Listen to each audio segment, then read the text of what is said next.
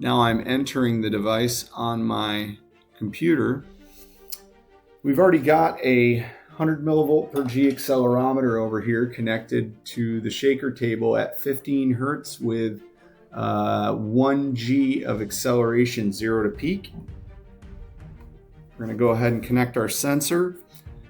So the first thing we're going to do is just make sure that when we connect our Wi-Fi, we scan for networks, select our appropriate network, enter the password once connected.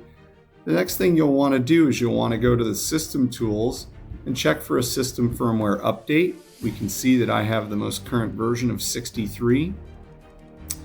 Then we can go into our config as well, and over here to wired sensors, we can adjust our sampling rate. So the max sampling rate for Defiant is 64 kilohertz. And we're going to require fast calculation. We're going to go to our analog inputs, and we have our analog channel. And as you can see right here, we're getting our acceleration RMS value calculated overall every 1 millisecond, which is well within the API requirements. Now we can adjust that, and when we get into our settings, we can choose what kind of sensor we're using. So this is an accelerometer, 100 millivolt per G, plus or minus 25 G dynamic range. Defiant is powering the sensor. We're storing data continuously in Defiant at 6,400 lines of resolution. Now we can crank that up as well to the max. And we can also include other calculations like RMS and velocity, set that, and what happens is now we're getting our acceleration envelope, velocity, and acceleration RMS calculated every 275 milliseconds. That's going to be improved in our next version of firmware. If we go down to 3,200 samples and hit set, we can see that now our update time is back to 4 milliseconds. So if we click on the continuous signal, we can see our update frequency every second or so. And I'm going to go ahead and change this from its current measurement units to G's and 0 to peak for the FFT output.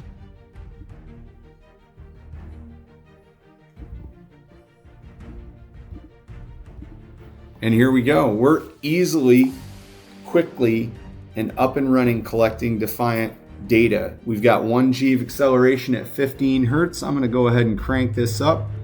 We're now at 104 Hertz.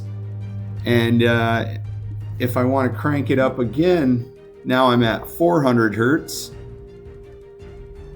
If I want to crank it up again, I'll go to 3,000 Hertz. 3,000 Hertz. Oh, I've got to auto scale off. There we go. Hit play. We're getting 3,000 Hertz. Let's go ahead and crank that up.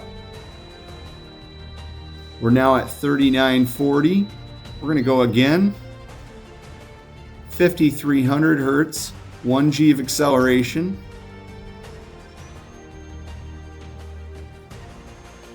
Now we're up to 6,400 Hertz. Let's crank it right up to 10,000 Hertz.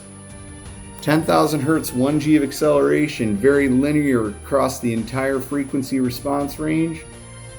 We're proud to bring Defiant to market. Here it is, ladies and gentlemen.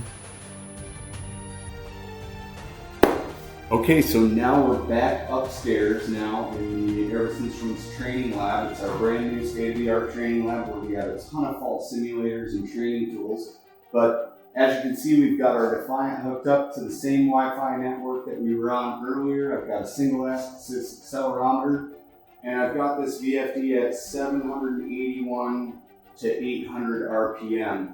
It does have a little bit of float. It's not the most accurate VFD in the world. But we do have a rotor in the simulator with an imbalance condition. So as you can see in the screen, we've got 1 millisecond update frequency with 0.378 millimeters per second squared amplitude. And if I go to my recording, got raw time series data right here. I'm going to switch this over to inches per second for myself personally. And we've got live data right from the Defiant right now, channel 1 here in Glens Falls, New York.